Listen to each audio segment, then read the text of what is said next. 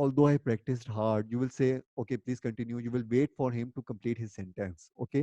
You intuitively know that this is not the complete message that he wanted to communicate. It is the incomplete message because it has no main clause. It has the dependent clause, which is dependent on something else, and that on which this depends has yet to come. Making sense? So although I worked really hard, अगर इसकी हम लोग mechanics को देखें, although I worked really hard, although is a subordinate conjunction. और इससे भी ये हो सकता था, although I worked really hard, I couldn't score the century. I couldn't score the century, although I worked really hard.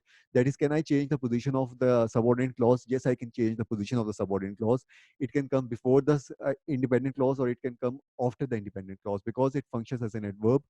और जो adverbs होते हैं उनकी जो position होती है वो बहुत rigidly operate नहीं करती. जो क्लॉज होता है उसमें you have a subject and verb and it has the meaning of its own as well. Lazy students whine. Okay, ये हम लोगों ने सब कुछ देखा था. अगेन जो क्लॉज क्या होता है, क्लॉज में सब्जेक्ट और वर्ब होता है. हम लोग वापस थोड़ा सा देख रहे थे कि क्लॉजेस में अगर क्लॉज ये होता है इंडिपेंडेंट क्लॉज, तो फिर डिपेंडेंट क्लॉज क्या होता है. डिपेंडेंट क्लॉज में we have broadly speaking three flavours. In fact एक होते हैं जो कि एडजेक्टिव्स की तरह ऑपरेट करते हैं, क्योंकि जो सब्जेक्ट की जो कोर होती है उसमें we have a noun and we have a verb. Which then we have noun modifiers and then we have verb modifiers. The clauses can modify noun as well. Those clauses that modifies the noun, they are called relative clauses. Okay, they function as adjectives. And those clauses which modify the verb, they are called adverbial clauses. Like subordinate clauses are adverbial clauses, and relative clauses are adjectival clauses. They function as an adjective. Okay, we already understand कि सिर्फ noun और verb ही होता है core of the sentence में, बाकी जो सब कुछ होता है वो modifier होता है. We have a lot of types of modifiers और हम लोगों ने last time देखा था कि जो मॉडिफायर्स होते हैं वो नाउन मॉडिफायर्स होते हैं. नाउन मॉडिफायर्स में we have positives and we have adjectives, और फिर वर्ब मॉडिफायर्स होते हैं. वर्ब मॉडिफायर्स में वी हैव एडवर्ब्स, और एडवर्ब्स जो होते हैं वो सिंगल वर्ड एडवर्ब्स होते हैं, और फिर मल्टी वर्ड एडवर्ब्स होते हैं. मल्टी वर्ड एडवर्ब्स में we have prepositional phrases and we have clauses as well. Okay, so जो कि वो वाला clause जो कि verb को modify कर रहा होता है, it is called subordinate clause, and वो वाला clause जो कि noun को modify कर रहा होता है, it is called a relative clause and it starts with a relative pronoun. Okay, so ये क्लॉज में जो सब्जेक्ट और वर्ब ही आ जाता है और बाकी सब कुछ मॉडिफायर होता है. जैसे अगर ये वाला देखते हो, ये भी एक कंप्लीट मेन क्लॉज है. इसका क्यों क्लॉज है? इसमें सब्जेक्ट मिल गया, वर्ब मिल गया, इसका एक इंडिपेंडेंट मीनिंग भी है. ओके, और ये जो था फिर ये क्या चीज है? ये स्टूडेंट्स को मॉडिफाई करे. स्टूडेंट्स वे students lazy students. Okay, cola spilled. Cola spilled where over the glass. And and is a connector and connects two things, two parts of speeches. And can connect to adjectives as well, and can connect to adverbs as well, and can connect to verbs as well, as is the situation here, and can connect to independent clauses as well, and can connect to dependent clauses as well. Okay, so and is a very versatile connector. Okay, so cola spilled where? Over the glass. So this is a prepositional phrase and is a conjunction. It means we are connecting two things, and that which we are connecting, इसमें क्या होता है कि आगे हम लोग जाके और भी देखेंगे डिटेल में, parallelism. So that which comes after the and has to come before the and as well. तो इसको हम लोग कहते हैं this is a parallelism. After the and we have a verb and before the and we should have a verb as well. Okay, parallelism, if and is used as a tool of parallelism. और parallelism हम लोगों ने कहीं पे देखा है. हम लोगों ने पैरेलल सेंटेंसेस कल देखे थे जहाँ पे he bought this thing, he did this thing, he did not do this thing. Okay, तो वो भी सारे पैरेलल सेंटेंसेस थे, उनका स्ट्रक्चर एक जैसा था. वहां पे सब्जेक्ट था, फिर वर्ब था, फिर सब्जेक्ट था, फिर वर्ब था, फिर सब्जेक्ट था, फिर वर्ब था. हमें पता था कि ये क्योंकि ये पैरेलल सेंटेंसेस हैं, ये sentences, it was the parallelism between the sentences. We can have the parallelism inside the sentence as well. Okay, so this is a complete sentence और यहाँ पे parallelism आ गया. Yes, यहाँ पे parallelism आ गया. वहां पे भी sentences के बीच में parallelism था. Yes, और वहां पे parallelism का जो कि connector था वो कौन सा था? वो full stop था. यहाँ पे कौन सा connector है? यहाँ पे and connector है. यहाँ पे मैं फुल स्टॉप यूज कर सकता था? नहीं, यहाँ पे मैं फुल स्टॉप यूज नहीं कर सकता था, क्योंकि फुल स्टॉप का बात है का मतलब होता है कि मुझे उसके बाद ही कंप्लीट सेंटेंस मिलना चाहिए, और कंप्लीट सेंटेंस में मुझे सब्जेक्ट मिलना चाहिए, मुझे वर्ब मिलना चाहिए. मेकिंग सेंस समहाउ कि जो सेंटेंस के जो डायनेमिक्स होते हैं वो किस तरीके से ऑपरेट करते हैं. I am going a little fast because I assume that because we have it makes it makes so much sense, feels like I am magician. Perfect, Jaski. Awesome. So Jaski saying is making so much sense that I'm feeling like a magician. You know, Awesome. sir, when you said the and is connecting to parallel sentences and they might have exact same meanings or by different words. So I just thought about how I make my sentences and how incorrect they are. So I was like, okay, now this makes a lot of sense. That's Yeah. why Okay, so I I was. understand that you are into writing as well, right? Yeah, I write a lot. That's why. Yeah, yeah. So these are the after sentence, after understanding the nuances of how the sentences operates, you will become a much better writer. This is for guarantee. This is guaranteed. You will start understanding this thing. This is awesome that you are understanding these things so that you can apply these things. This is also, you are not understanding just for the sake of SAT, but just for the sake of making your writing a little better. Awesome, awesome. So this is the situation. Okay, so we have and is a tool of parallelism. Parallelism means what comes after and has to come before the end. Okay, so उससे जो पहली situation होती है, like parallelism, splashed and spilled are parallel because splashed is a verb and we have verb here as well. So these two things are parallel. What comes before the verb applies on this verb, it applies on this verb as well. Making sense? So cola spilled over the glass and cola splashed onto the counter. Okay. So the subject of this verb, because I told you that the verbs, whenever you have a verb, it has necessarily a subject. So what is the subject of this splashed verb? The same the same noun, the same subject. Okay. So this subject is doing two things. Doing thing number one and thing number two. Performing action number one and performing action number two. Making sense? Making sense, everybody? So we are discussing the dynamics of a sentence. Dynamics, what can come inside the clause, okay? So inside a clause, you necessarily have a verb, you necessarily have a subject, and you necessarily have a verb. Can I connect to verbs as well? Yes, it is also possible. So you have now one complete sentence in which you have one connector which connects the verb this verb with the subject which was applied on this verb. Okay, so now this subject is being applied on this verb, and this subject is being applied on this verb as well. Okay, because whenever you have a verb, it will necessarily have a subject. What is the subject? The same subject as is the subject of this verb. So please do let me know. Baki bhi, please, if it is making sense, please write yes. If it is not making sense, please थोड़ा सा इसको understand करो कि जो कि grammar होती है उसमें प्लीज जास्की के अलावा भी please write it down. Okay. Yes, ठीक है. Hasan Malik. Okay. Rustam. Yes sir. Perfect perfect perfect perfect. क्योंकि ये सिचुएशन है. प्लीज जैसा जास्की अभी कह रहा था कि ये जो सिचुएशन है, it it it is possible that it will, उसको जो अपनी राइटिंग है उसमें जो वो उसको किस तरह इंप्रूव कर सकता है उसको भी नजर आ रहा है. और ये प्लीज ये चीज को समझो कि राइटिंग से you can not escape. You have to write the essay as well. अभी मुझे एक और लड़के ने एसएटी का एसे चेक करवा रहा था आज, तो उसमें भी यही था कि उसने बहुत अच्छा ऐसे लिखा हुआ था. वो ग्रामर में शुरू में जब मेरे पास आया था उसको बिल्कुल भी सही ग्रामर नहीं थी उसका. ये अगस्त में पेपर है एसएटी का. सो माशाल्लाह काफी अच्छी उसकी प्रिपरेशन है, लेकिन उसमें मुझे एक भी ग्रामेटिकल मिस्टेक नजर नहीं है. उसकी राइटिंग इतनी जबरदस्त हो गई थी. प्लीज इसको देखोगे. और राइटिंग से तुम लोग कभी भी एस्केप नहीं कर सकते. You will have to write. तुम लोगों ने आगे जाके अपने थीसिस लिखने होते हैं. ओके. सो जो राइटिंग है उसमें उसके जो डायनेमिक्स है वो बहुत अच्छी तरीके से समझ आने लग जाते हैं जब हमें जो उसके बिल्डिंग ब्लॉक्स हैं वो समझ आने लग जाते हैं. और believe you me, if you want to make it really big, okay, तुम लोग अगर चाहते हो कि तुम लोग छोटी सी उम्रों में एक अच्छी पोजीशन में जाओ, यानी कि तुम लोग चाहते हो कि अच्छी किसी कंपनी के किसी अच्छी पोजीशन में जाओ, then you will have to write there as well. तुम लोगों की जो कम्युनिकेशन होती है वो सारी इसी तरह की होती है.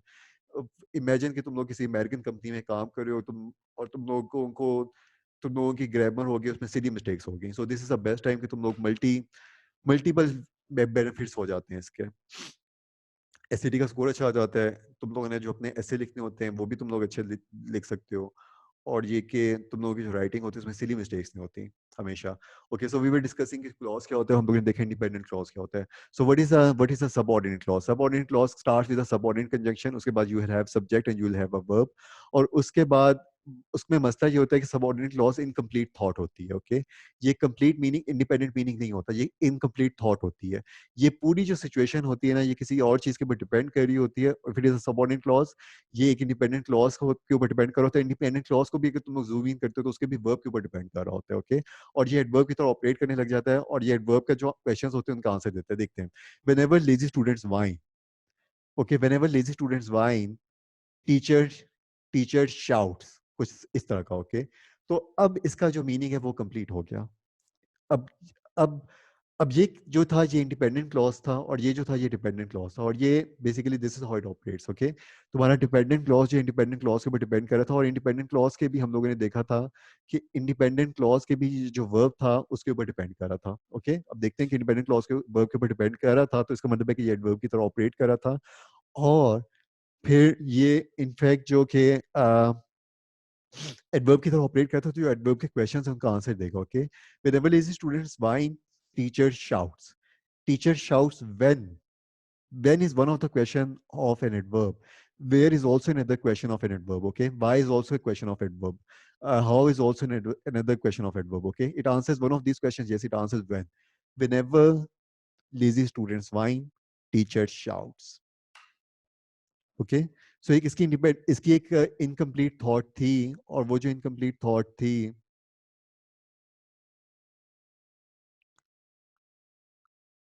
वो जो ओके, सो इसकी we don't have the complete thought, और वो इनकम्प्लीट थॉट थी, वो कंप्लीट उस वक्त हो जाती है जब ये जिसके ऊपर डिपेंड करा था उसकी एग्जिस्टेंस हो जाती है। ओके, सो अगर इंडिपेंडेंट क्लॉज की अगर एग्जिस्टेंस नहीं होगी तो डिपेंडेंट क्लॉजेस की एग्जिस्टेंस नहीं हो सकती। इंडिपेंडेंट क्लॉज जब आते हैं तो फिर जो डिपेंडेंट क्लॉजेस का जो मीनिंग है, जो कि इनकम्प्लीट थॉट थी, जो कि मीनिंग मीनिंग उसका उसका फिर एग्जिस्ट करने लग जाता है। Okay, it is like a switch, जो कि इंडिपेंडेंट क्लॉज के आने से स्विच ऑन हो जाता है, और उसका मीनिंग जो होता है वो उसकी वो एग्जिस्ट करने लग जाता है। Now it exist in this universe. उससे पहले ये इसका जो मीनिंग था वो एग्जिस्ट नहीं कर रहा था। ओके, इसका मीनिंग जो है वो अनलॉक करने के लिए हमें जिसके ऊपर ये डिपेंड कर रहा होता है वो हमें मिलना चाहिए। ओके, बिकॉज अब थोड़ा सा देखो, अब यहाँ पे जो कि as है, as is also a subordinate conjunction. You will say no, as is subordinate conjunction is something जिसके बाद मुझे clause मिल जाता है, यानी कि मुझे उसके बाद verb मिलता ही मिलता है। ओके, लेकिन तुम लोग कहोगे कि नहीं, as जो है is a preposition. I jumped as a clown. Okay, like a clown. तो जो यहाँ पे जो मीनिंग होता है वो तो like की तरह दे रहे हो, like जो है वो preposition है। तो as is a preposition. No, as can function in both ways. As जो होता है वो subordinate conjunction की भी तरह ऑपरेट कर सकता है, that is के as के बाद मुझे मुझे सब्जेक्ट और वर्ब भी मिल सकता है, मुझे क्लॉज मिल सकता है, और ये जो कंप्लीट क्लॉज होता है ये सबऑर्डिनेट क्लॉज होता है। और as जो होता है वो preposition की तरह भी बिहेव कर सकता है। ओके, सो यहाँ पे it functions as a subordinate conjunction. as cola spilled over the glass and splashed onto the counter, comma उसके बाद इंडिपेंडेंट क्लॉज आ जाएगा। I jumped towards my mother. I looked at my mother. Okay, जब ये चीज हुई थी, as जो होता है वो मीनिंग कुछ और कम्युनिकेट कर रहा होता है, as जो basically is a tool of simultaneity. जब ये वाला एक्शन हो रहा था उसको कुछ और एक्शन भी हो रहा था। I looked at my mother as cola spilled. As I was coming out of the class, I waved at my father. Okay, जब मैं क्लास से बाहर आ रहा था, I waved at my father. Okay, it is a tool of simultaneous. It is a tool of simultaneity. It means that after the as we have a subordinate clause. Yes, in the subordinate clause we have a verb. We do have a verb. इस verb में is it communicating some is it communicating some action? Yes. ये वाला जो action था और जो main clause का के वर्ब के अंदर जो एक्शन था वो दोनों का टाइम पीरियड सेम था। Therefore, we say that it is a tool of simultaneity. Okay, as cola spilled over the glass, that is, and splashed onto the counter, I walked towards my mother. यानी कि walking towards my mother और जो spilling है, इनका जो time period था वो same था। Making sense?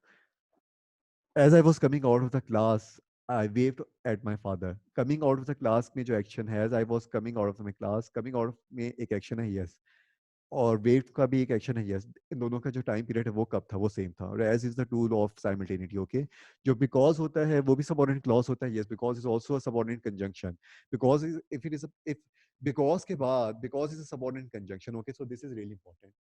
जो बिकॉज होता है उसके बाद हमें बिकॉज के बाद हमेशा क्लॉज मिलता है, यानी कि सब्जेक्ट मिल जाएगा और वर्ब मिल जाएगा। लेकिन बिकॉज ऑफ के बाद हमें हमेशा नाउन मिलता है, क्योंकि जो ऑफ है वो प्रेपोजिशन, और प्रेपोजिशन के बाद मुझे हमेशा नाउन मिलता है। Okay, I I I aced the SAT because of my hard work.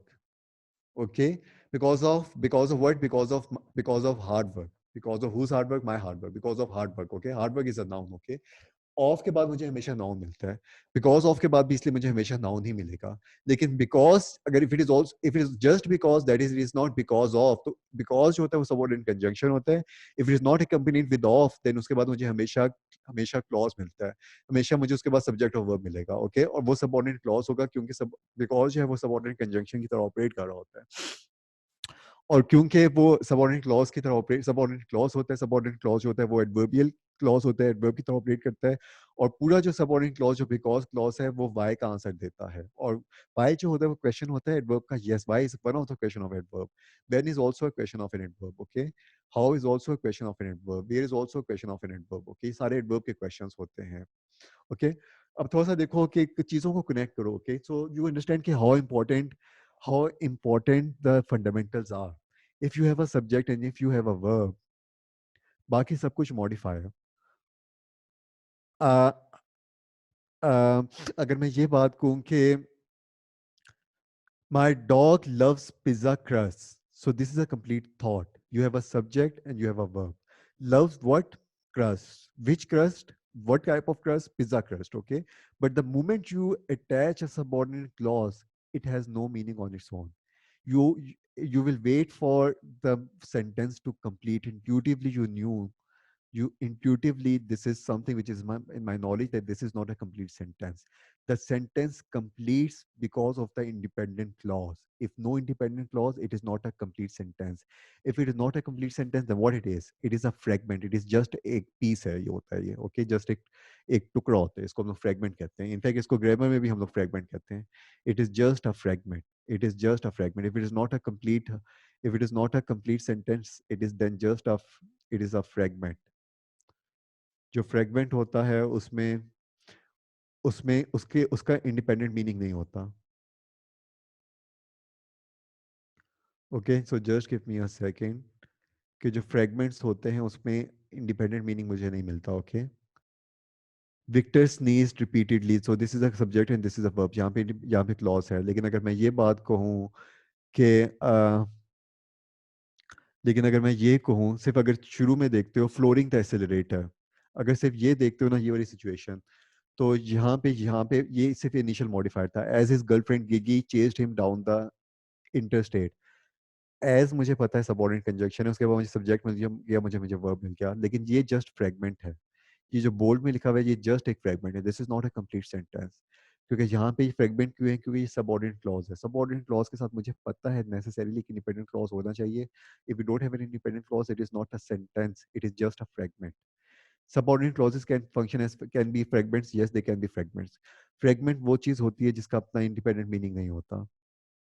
Okay, making sense somehow, कि किस तरह basically subject verb again again हम लोग इनको देखते रहते हैं। Subjects and verbs are, they make the core of the sentence. If you don't know how the subjects and verbs operate within the sentence, and with what is the relationship between the subject and verb, then we have a problem. फिर तो ये चीजें मसला करने लग जाती हैं, definitely करने लग जाती हैं।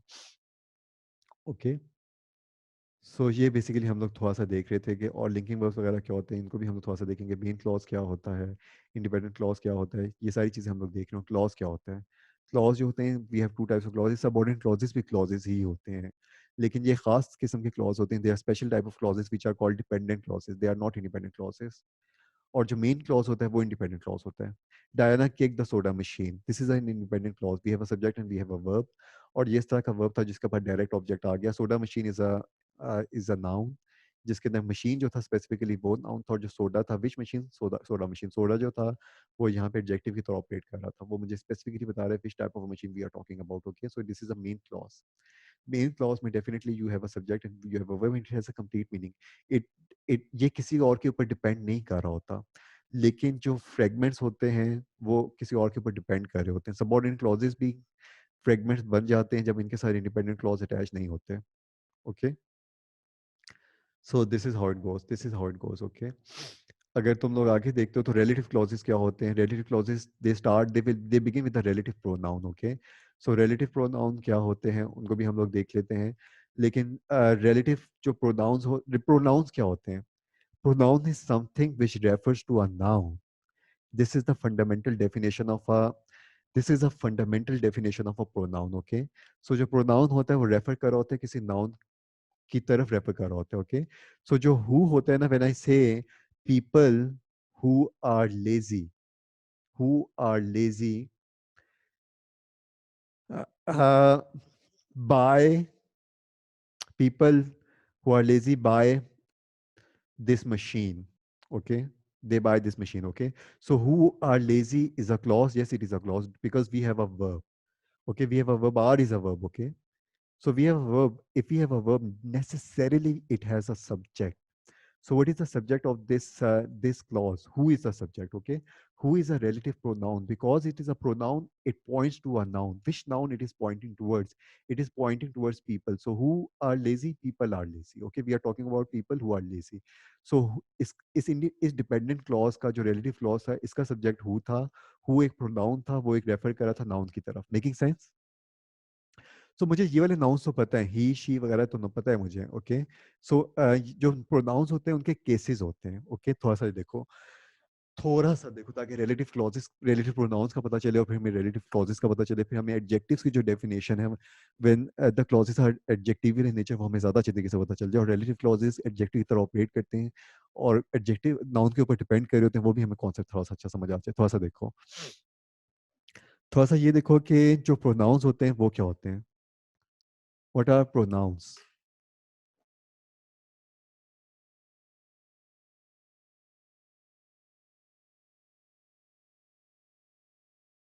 जो प्रोनाउंस होते हैं वो क्या होते हैं, वो बड़ा प्रोनाउंस, ओके। सो जो प्रोनाउंस होते हैं ना, जिस तरह ही एक प्रोनाउन हो गया, लेकिन इसका मैं स्पेसिफिकली इसको कुछ कहना चाहूँ ना, ये ये स्टैंड करोगा किसी नाउन के लिए, that is he stand for some noun. जिस तरह जॉन जो होगा उसके लिए शायद ये एग्जिस्ट कर रहा हो। If you don't have a noun we can not have a pronoun, as simple as that, okay. So जो ही है एक प्रोनाउन है, लेकिन ये एक ऐसा प्रोनाउन है जिसको मैं कहता हूँ कि सब्जेक्टिव केसेस हो, ये सब्जेक्टिव केस है, ओके। थोड़ा सा देखो, जो प्रोनाउंस होते हैं ना वो नाउन की तरफ रेफर करते हैं, और नाउन जो होता है उसकी position with in the sentence क्या क्या हो सकती है, नाउन की पोजीशन इन द सेंटेंस क्या क्या हो सकती है। हम लोगों ने डिस्कस किया था जो नाउन होता है वो सब्जेक्ट ऑफ द सेंटेंस हो सकता है, वो ऑब्जेक्ट हो सकता है, और ऑब्जेक्ट में भी वो ऑब्जेक्ट ऑफ अ वर्ब हो सकता है या फिर ऑब्जेक्ट ऑफ अ प्रेपोजिशन हो सकता है। जो सब्जेक्ट होता है वो क्या होगा, वो होगा, वो जैसा जॉन एक सब्जेक्ट है, I talk to John is walking, John comes to the class. John is John is tall, okay. So John जो है वो सब्जेक्ट है। अब क्यों, अगर कोई प्रोनाउन जो कि इस सब्जेक्ट के का फंक्शन परफॉर्म कर सके उसको हम लोग कहते हैं सब्जेक्टिव केस, ओके। सो जो ही है वो भी प्रोनाउन है, और हिम जो है वो भी प्रोनाउन है, और हिज है वो भी प्रोनाउन है। लेकिन ही एक ऐसा प्रोनाउन है जो कि सब्जेक्ट ऑफ द सेंटेंस हो सकता है या फिर सब्जेक्ट ऑफ अ क्लॉज हो सकता है, ओके। तो इसको मैं कहता हूँ कि ये सब्जेक्टिव केस है। ये यानी कि ही जो है ये सब्जेक्ट ऑफ द क्लॉज हो सकता है।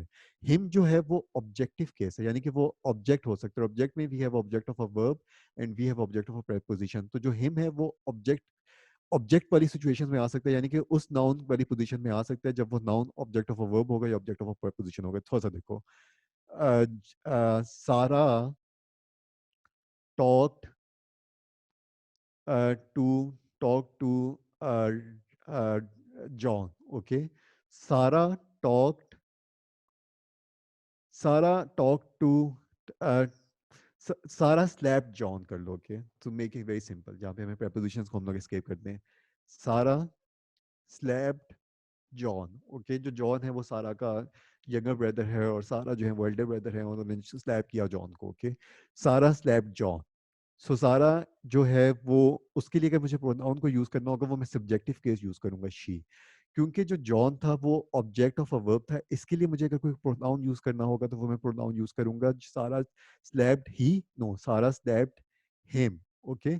ही मैं क्यों यूज नहीं कर सकता, क्योंकि ही एक ऐसा प्रोनाउन है जिसको मैं सब्जेक्टिव केस कहता हूँ, और subject of the sentence, subject of a clause हो सकता है। शी जो है वो भी सब्जेक्ट ऑफ अ क्लॉज हो सकता है, लेकिन जो ही है वो भी सब्जेक्ट ऑफ अ क्लॉज हो सकता है, ओके। लेकिन जो हिम था वो सब्जेक्ट ऑफ अ क्लॉज नहीं है, क्योंकि ये जिस नाउन के लिए रिप्रेजेंट कर रहा है उसकी जो पोजीशन थी इनसाइड द क्लॉज, वो पोजीशन क्या थी, वो थी वो ऑब्जेक्ट थी, और ऑब्जेक्ट के लिए मैं ऑब्जेक्टिव केस प्रोनाउन यूज करता हूँ, ओके। अब थोड़ा सा देखो, इसी तरीके से ना जो कि हमारे पास प्रोनाउंस होते हैं, और वो सारे प्रोनाउंस जो होते हैं वो नाउन की तरफ पॉइंट आउट कर रहे होते हैं, ओके। प्रोनाउंस में फिर हमारे पास केसेस आ जाते हैं कि वो नाउन जो था वो किस बेसिकली किस वो नाउन जो था वो खुद सेंटेंस में क्या था, वो खुद सब्जेक्ट था जिस जो या फिर वो खुद वर्ब था, ओके। तो अगर मैं ये कहूँ कि who are lazy people who are lazy buy this machine, okay। so he जो who है वो उस नाउन की तरफ पॉइंट कर रहा है जो कि सब्जेक्ट ऑफ अ सेंटेंस है। सो जो who है वो रिलेटिव प्रोनाउन है जो कि सब्जेक्टिव केस होता है, ओके। ये सब्जेक्टिव केस होता है क्योंकि मुझे पता है कि हर प्रोनाउन का सब्जेक्टिव केस होता है, उसका ऑब्जेक्टिव केस भी होता है और उसका पोजेसिव केस भी होता है। जो ही था उसका पोजेसिव केस होता है हिज वॉलेट, ओके। और तो फिर जो हूँ अगर एक प्रोनाउन है तो इसका ऑब्जेक्टिव केस क्या होता है? इसका ऑब्जेक्टिव केस होता है हूम, ओके।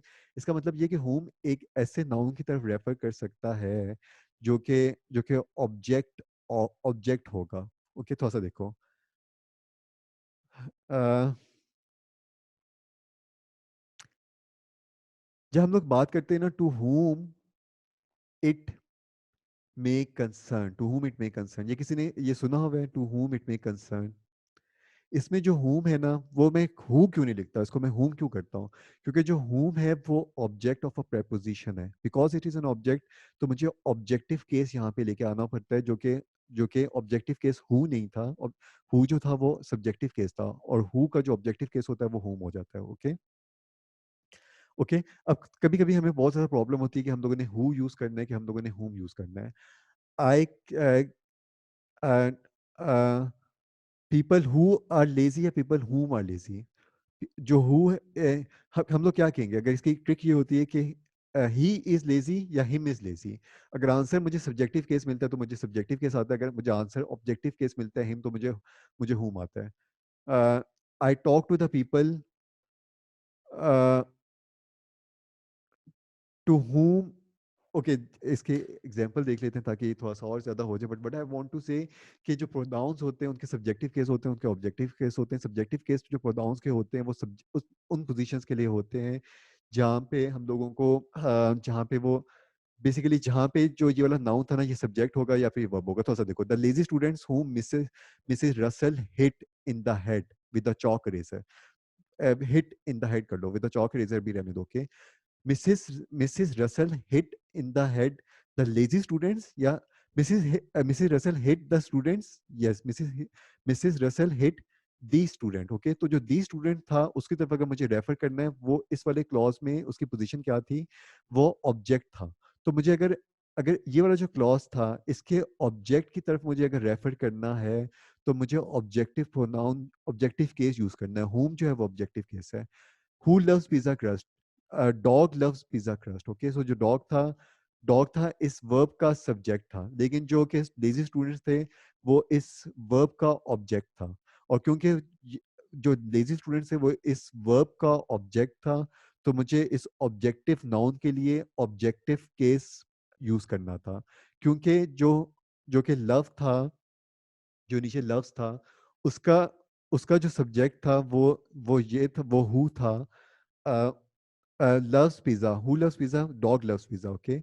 सो मुझे यहाँ पे मुझे सब्जेक्टिव केस यूज करना था क्योंकि हु जो था वो इस क्लॉज का सब्जेक्ट था, और जो हुम था वो इस क्लॉज का ऑब्जेक्ट था। यानी कि हुम जो था वो एक ऐसे नाउन की तरफ रिप्रेजेंट कर रहा है जो कि इस क्लॉज का वो ऑब्जेक्ट है। इज इट मेकिंग सेंस और नॉट?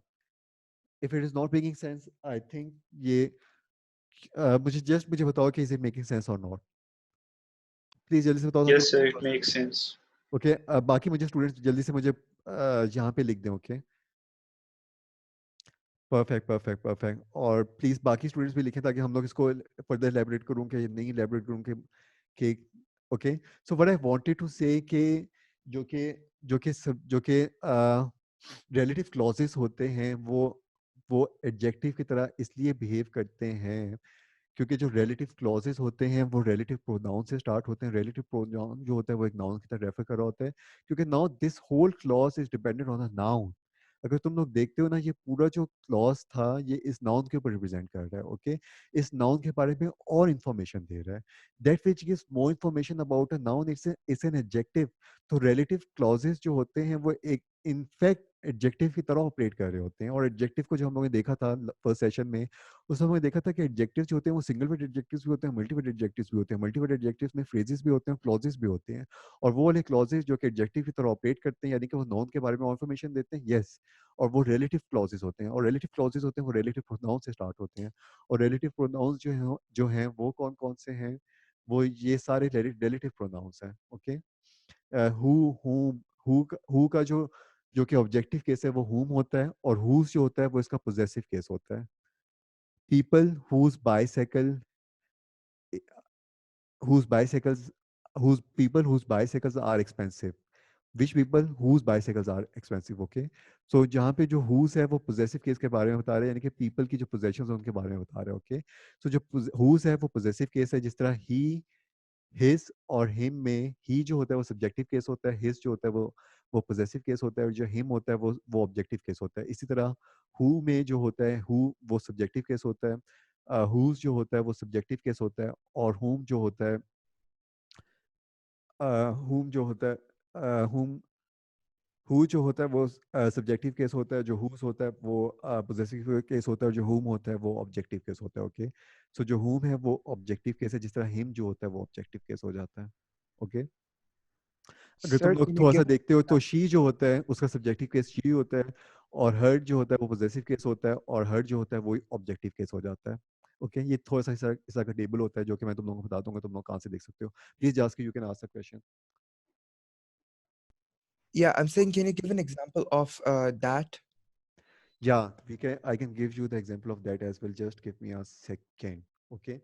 अब थोड़ा सा देखो, जो कि that और which होते हैं ना, यहाँ पे एक और कॉन्सेप्ट आ जाता है कि थोड़ा सा that और which किस तरीके से ऑपरेट करते हैं, थोड़ा सा देखो। और उसमें ना एक कॉन्सेप्ट आ जाता है जो कि एसेंशियल क्लॉजेस का होता है और नॉन एसेंशियल क्लॉजेस का होता है concept. Just give me a second, हम लोग इसकी तरफ आएंगे अभी। ओके, अगर वैसे एग्जांपल देखना चाहते हो just for the sake of it, ये क्योंकि काफ़ी बड़ा टॉपिक है, इसके ऊपर हम लोग थोड़ा सा इसको होलिस्टिकली डील करना चाहेंगे।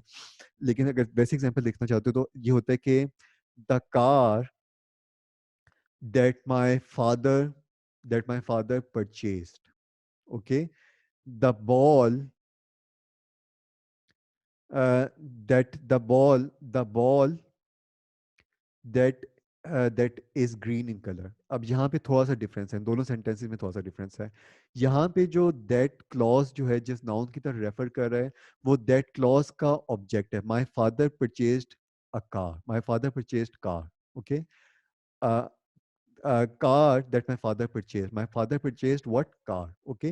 So यहाँ पे जो that clause है, that clause जो है जिस noun की तरफ रेफर करे वो noun इस that clause का ऑब्जेक्ट है। लेकिन यहाँ पे जो that clause है जिस noun की तरफ रेफर कर रहा है वो noun इस that clause का सब्जेक्ट है। Making sense? दैट जो होता है वो काफ़ी एक बड़ा बेसिकली टॉपिक होता है, इसको मैं थोड़ा सा डिटेल में डिस्कस करना चाहूँगा, लेकिन ये उसमें फ्लेवर्स आ जाते हैं। और इनफैक्ट दैट जो होता है वो रिलेटिव क्लॉज की तरफ भी, रिलेटिव प्रोनाउन की तरफ भी ऑपरेट करता है। दैट जो होता है वो उसके और भी बहुत ज़्यादा फंक्शंस होते हैं ग्रामर में, लेकिन वो relative clause relative relative pronoun की तरफ भी रेफर कर रहा होता है।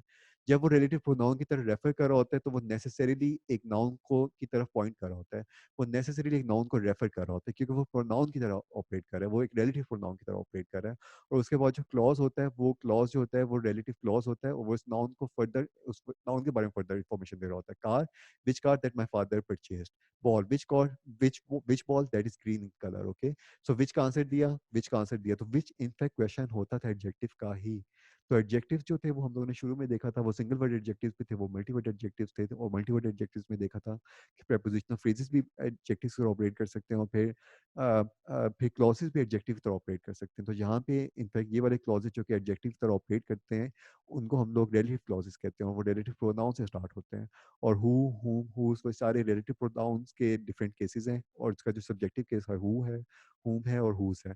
अब तुम लोग कहोगे कि जो विच है और दैट है उसका उस जो विच है अगर ये भी एक रिलेटिव प्रोनाउन है, और दैट है ये भी एक रिलेटिव प्रोनाउन है, इनका possessive, you will be amazed कि broadly speaking we have three types जो कि होते हैं रिलेटिव प्रोनाउंस होते हैं। एक होता है हु, एक होता है दैट, एक होता है विच। ओके, इन ये हु यूज करना है कि दैट यूज करना है कि विच यूज करना है, इसमें डिफरेंस आता है। ओके, इसमें डिफरेंस ये होता है कि जो हु होता है ना वो तुम लोग सिर्फ और सिर्फ जो कि जो कि ह्यूमन बींग्स होते हैं उनके लिए यूज कर सकते हो. If they are not human beings it means they are things, तो उनके लिए तुम लोग दैट और विच यूज करते हो. ओके. अब जो हु होता है उसका पोजेसिव केस हुज होता है, और दैट ऑफ विच का भी पोजेसिव केस हुज ही होता है. जैसे हम लोगों ने देखा था कि जो हर है वो पोजेसिव केस भी होता है और ऑब्जेक्टिव केस भी होता है शी का. इसी तरह हु जो है उसका पोजेसिव केस इनफैक्ट तुम्हारा हुज है, और दैट ऑफ विच का भी पोजेसिव केस हुज ही है. Making sense. या फिर दैट यूज करना है या फिर विच यूज करना है कि एक और कॉन्सेप्ट आ जाता है जो कि एसेंशियल क्लॉज है कि नॉन एसेंशियल क्लॉज है. वो क्योंकि एक इंपॉर्टेंट टॉपिक है उसको हम लोग सेपरेटली डील करेंगे. लेकिन what I want to say कि जो that which who whom whose ये सारे रिलेटिव प्रोनाउंस हैं. इसका मतलब ये होगा क्योंकि ये सारे ये रिलेटिव प्रोनाउंस के बाद नेसेसरीली हमें रिलेटिव क्लॉज आ जाता है. रिलेटिव प्रोनाउंस इनफैक्ट इंट्रोड्यूस करवाते हैं रिलेटिव क्लॉजेस को. और रिलेटिव क्लॉजेस क्योंकि एडजेक्टिव की तरह ऑपरेट करते हैं, और रिलेटिव क्लॉजेस हमेशा नाउन के बाद आते हैं. Making sense.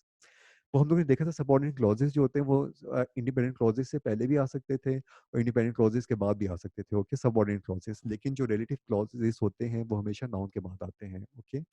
तो यहाँ पे देखो, अगर तुम लोग यहाँ पे देखते हो कुछ सेंटेंसेस जल्दी से देखते हो. ये इनफैक्ट रिलेटिव क्लॉजेस को बताया गया लेकिन not with in the perspective of a sentence बताया गया. पर्सपेक्टिव ऑफ सेंटेंस यहाँ पे बताना शुरू किया है. ये नाउन था लेजी स्टूडेंट, यस. और इसको फर्दर तुमने मॉडिफाई किया क्लॉज से, और ये क्लॉज ये रिलेटिव प्रोनाउन से स्टार्ट हुआ था, और ये पूरा जो क्लॉज था रिलेटिव क्लॉज था. और ये पूरा क्लॉज था और ये नाउन को मॉडिफाई कर रहा था. ये हमेशा नाउन के बाद आएगा. नाउन पहले आ जाएगा और क्लॉज वो वाला क्लॉज जो कि नाउन को मॉडिफाई करे वो बाद में आएगा. इसी तरह से जो नाउन था वो पहले आएगा और जो क्लॉज था वो बाद में आएगा. जो जो कि kitchen table where he choose. Where in fact यहाँ पे इनकरेक्टली यूज हुआ है. ओके. वेयर जो होता है वो जियोग्राफिकल लोकेशन के लिए यूज हो सकता है. ऑन विच बेसिकली हो सकता था, on which he choose. Okay. On which मैंने यूज किया. ओके. यहाँ पे ऑन विच जो था वो क्योंकि वेयर तुम लोग यूज नहीं कर सकते. ये थोड़ा सा प्रॉब्लम है. ये definitely problem. It is not कि I am being over confident हो मैं किसी जो कि किसी गोरे की जो ग्रामर है उसको मैं करेक्ट कर रहा हूँ. This is a problem. You can see from a very किसी भी तुम ग्रेबेरियन से भी पूछते हो तो वेयर जो होता है वो इनफैक्ट सिर्फ ज्योग्राफिकल लोकेशन के लिए यूज करते हैं. इट्स परफेक्टली फाइन हो जाता है. किसी को प्रॉब्लम हो जाती है ये. लेकिन जहाँ पे हम लोग वेयर यूज नहीं कर सकते थे. Okay. So what I wanted to say कि जो रिलेटिव क्लॉज होता है उस वो नाउन क्योंकि ये रिलेटिव क्लॉज होता है एडजेक्टिव इन नेचर. एडजेक्टिव जो होते हैं वो प्रॉक्सिमिटी या टच रूल को फॉलो करते हैं, और जिस नाउन को ये टच कर रहे होते हैं वो नाउन इन क्लॉजेस से पहले आता है. वो नाउन इन क्लॉजेस से पहले आएगा. Making sense. ये वाला नाउन है.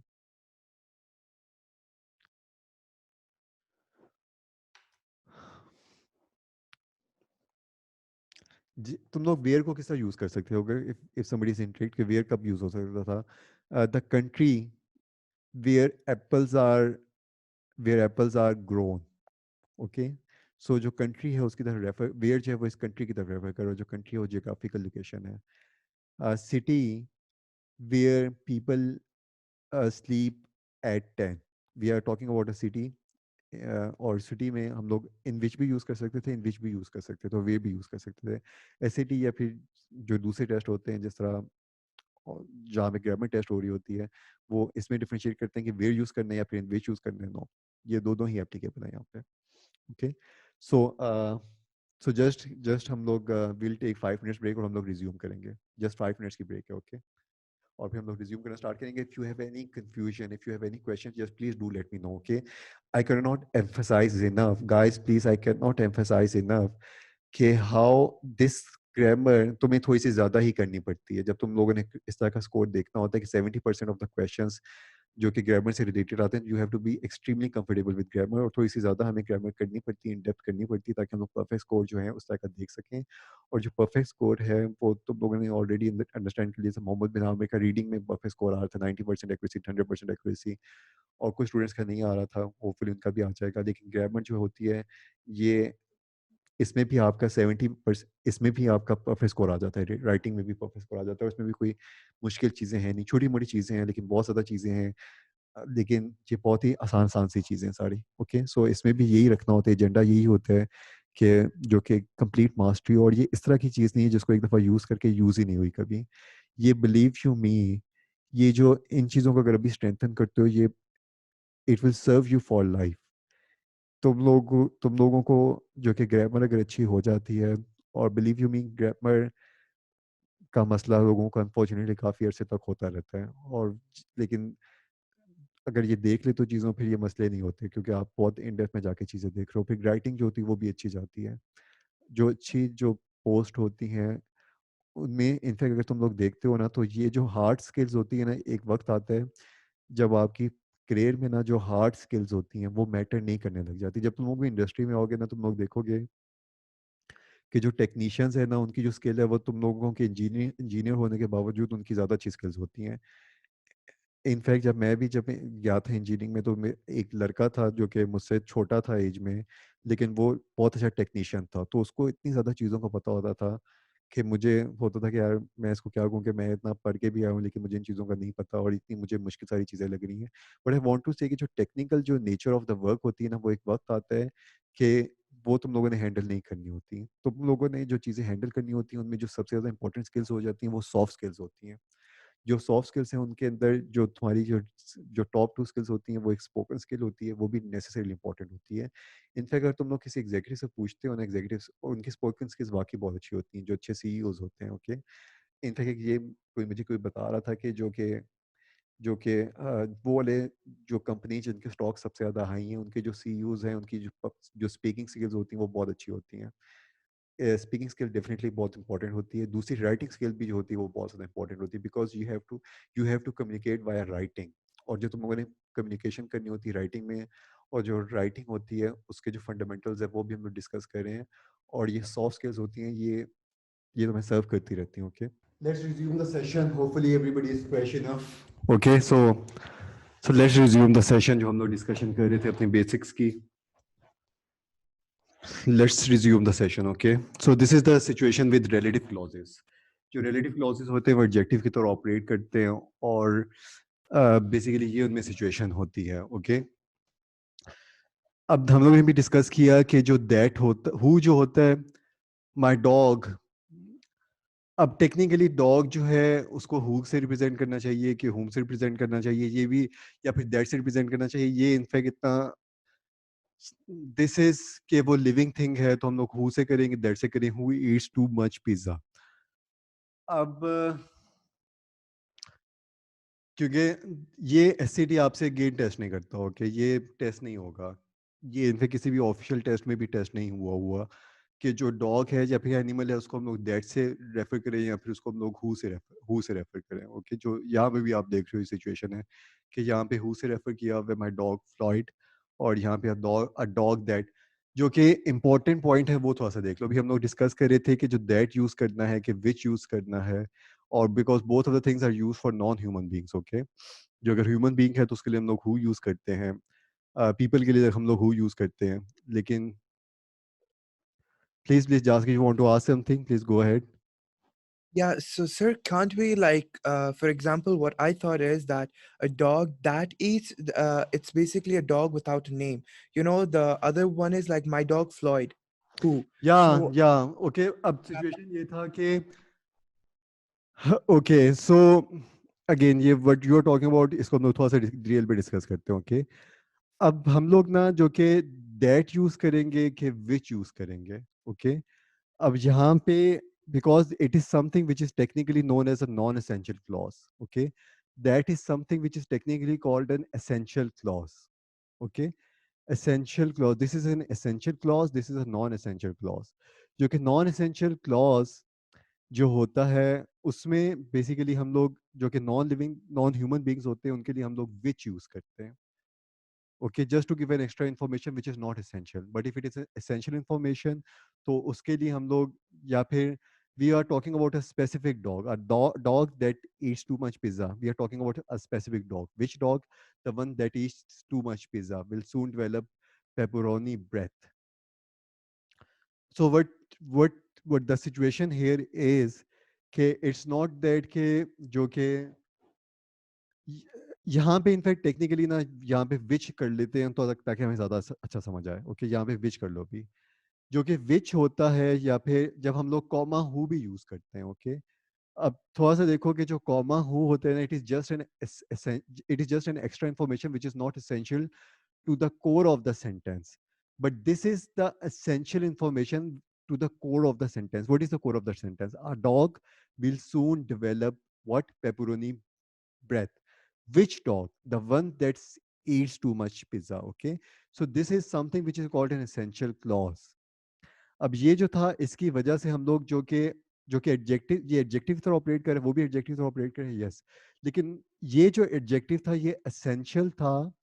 अगर मैं ये एसेंशियल एडजेक्टिव या फिर ये एसेंशियल रिलेटिव क्लॉज या फिर ये एसेंशियल क्लॉज नहीं लगाता तो मुझे नहीं पता कि मैं किस पिज्ज़ा की बात, किस डॉग की बात कर रहा हूँ। ओके। तो एसेंशियल क्लॉज जो होता है और दैट जो होता है वो एसेंशियल क्लॉज को रिप्रेजेंट करता है। This information is essential to understand the core meaning of the sentence. It is essential for to the core meaning, and this is not essential to the core meaning. My dog, it is just an extra information who loves pizza crust. That which comes between two commas वो non essential हो जाता है in a very simplistic model. In okay, that information which is not between two commas, और उसके लिए हम लोग that use करते हैं और that के साथ हम लोग comma use नहीं करते, और ये it is something which is called an essential clause. Yaski, did I answer your question? Yes, yes. Okay, so this is the situation. इसको हम लोग थोड़ा सा और भी डिटेल में देखेंगे, और बहुत ज़्यादा डिटेल में देखेंगे एसेंशियल क्लॉजेस को, नॉन एसेंशियल क्लॉजेस को। लेकिन अभी सिर्फ और सिर्फ क्योंकि एसेंशियल क्लॉज और non essential clause are somehow related with the relative clauses, और relative clauses are somehow related with the clauses, and clauses are related with whether it is a dependent clause, independent clause, और इसलिए हम लोग थोड़ा सा इसको touch कर रहे हैं। Okay. Essential clause or non-essential clause, they are both the relative clauses. And relative clause, they give information about the noun necessarily, and that which gives information about the noun, it functions as an adjective. We have a kind of an information which is essential to the core of the sentence. If it is an essential and it is a non-human being, then we use that. If it is an essential and it refers to a human being, then we use who without comma. Okay. Ali, comma, Ali who is an SAT teacher. Okay, so यहाँ पे now this is an essential clause. We are talking about a very specifically. Okay, the one who is an SAT teacher lives in Lahore, something like this. Okay, so यहाँ पे देखो कि if it is an essential information, it comes without comma, just like that comes without comma, but it is just an extra information. Muhammad Ali Tariq, और उसके बाद comma, या फिर अगर ये देख लो कि Allama Iqbal, Quaid-e Azam, comma, who is a founder of a country, who is a founder of a country, who is a founder of Pakistan. Okay, was born in Karachi. Okay, so this information, who is the founder of Pakistan, is just an extra information about Qaeda Azam. What is the difference between Qaeda Azam, yeah, Muhammad Ali Jinnah, comma, who is a founder of Pakistan? So we are just giving extra information about Qaeda Azam Muhammad Ali Jinnah. But if I say Qaeda Azam Muhammad Ali Jinnah without comma, who is the founder of Pakistan, उसका मतलब ये होता है कि they are lord of Quaid-e Azam Mohammad Ali Jinnah, we are specifically talking about Quaid-e Azam Mohammad Ali Jinnah who is the founder of a country. Making sense और not? Let me, if you want me to elaborate I can elaborate, but समझ रहे हो कि जो comma who होता है वो उसी तरह ऑपरेट करता है जैसा कॉमा विच ऑपरेट करता है। It is just an extra information. You are not pointing out any from the group. Okay, या फिर तुम लोग किसी, it is not the situation कि तुम लोग बहुत सारे मोहम्मद अली जी कायदे मोहम्मद अली जिन्ना, तुम लोग किसी एक स्पेसिफिक मोहम्मद अली जिन्ना की कायदे मोहम्मद अली जिन्ना की बात करो, नहीं। It is just an extra information about Quaid-e Azam Mohammad Ali Jinnah. But when I से Muhammad Ali, because it is possible there are a lot of Muhammad Ali. There were Muhammad Ali Tariq, Muhammad Ali Jinnah, Muhammad Ali boxer, Muhammad Ali who is an SAT teacher. Now we are talking about uh, a person, उसके बारे में just उसके अगर मैं कहता हूँ Mohammad Ali without comma who is an SAT teacher, तो इसका मतलब ये है कि no, this is an essential clause. There are lot of Mohammad Alis and we are talking about Mohammad Ali who is an SAT teacher. Okay, so this is the difference between an essential clause and a non-essential clause.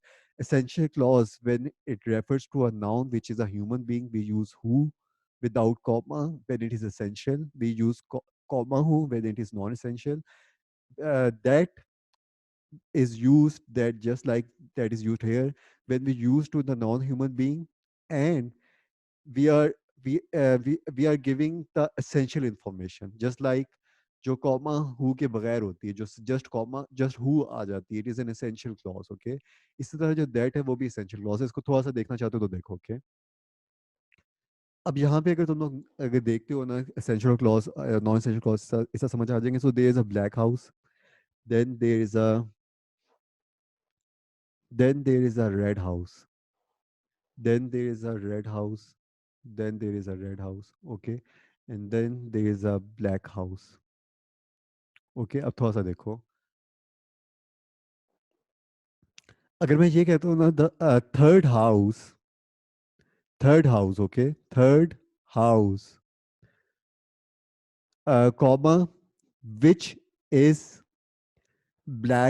which is black, okay, is owned by my father, is owned by my father। okay, so यहाँ पे क्या था, third house, this is the third house, और इसके बारे में just extra information थी, which is black in color, is owned by my father। okay, so we are talking about this house, but if I say third house, third house that is black, third house, third house that is black, now we are talking about third house, or that third house which is black। now we are now talking about this house। okay, in this situation we are talking about this house, जो ऊपर वाली situation थी, we were talking about the third house, और वो जो third house था वो it happen to be उसके बारे में जस्ट इन्फॉर्मेशन दे रहा हूँ। लेकिन यहाँ पे जब मैं कहता हूँ third house that is black, मैं उस थर्ड हाउस की बात कर रहा हूँ that is I don't know जहाँ पे मैं इतनी अच्छी एग्जांपल दे सका हूँ कि नहीं दे सका, बट नाउ मैं what I wanted to say कि मैं उस थर्ड हाउस की बात कर रहा हूँ that is black in colour. If you want me to go with another example, we can discuss in another example।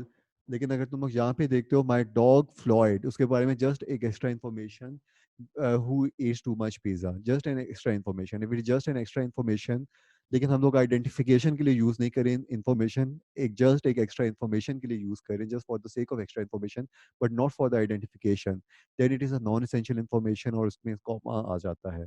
But यहाँ पे अगर तुम लोग देखो अ डॉग, यहाँ पे जो दैट क्लॉज था, जो एसेंशियल क्लॉज था, वो आइडेंटिफिकेशन के लिए यूज हो रहा है। So there are lot of dogs, but we are talking about specifically a dog that eats too much pizza.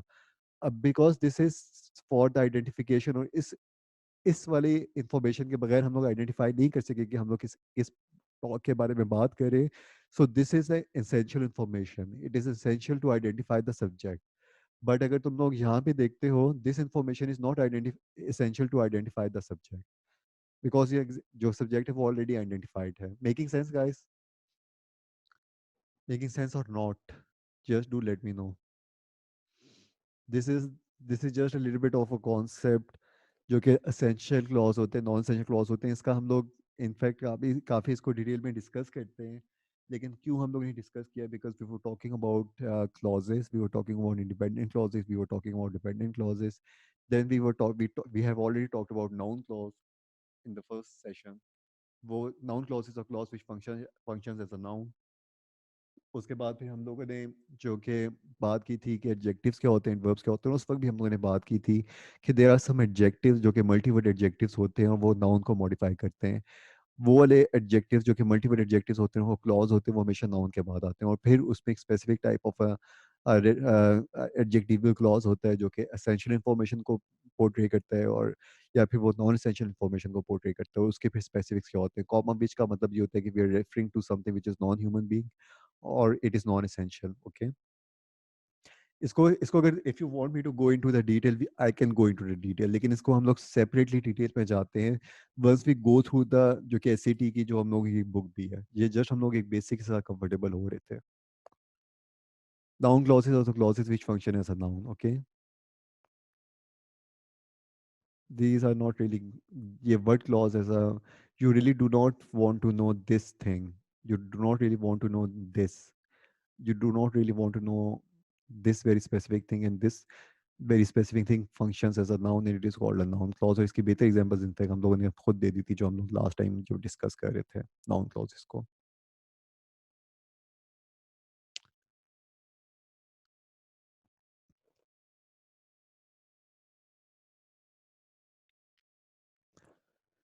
So guys, this is it. If this is it, so just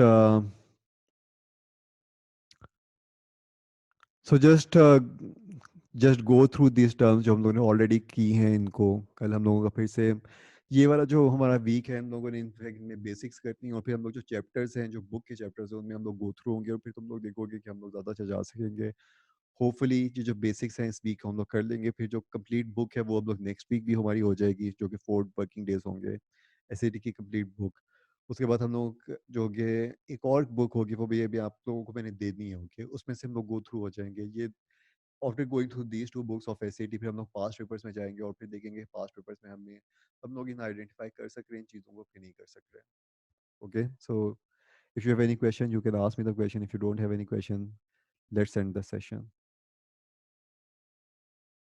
Take care, Allah Hafiz guys, take care.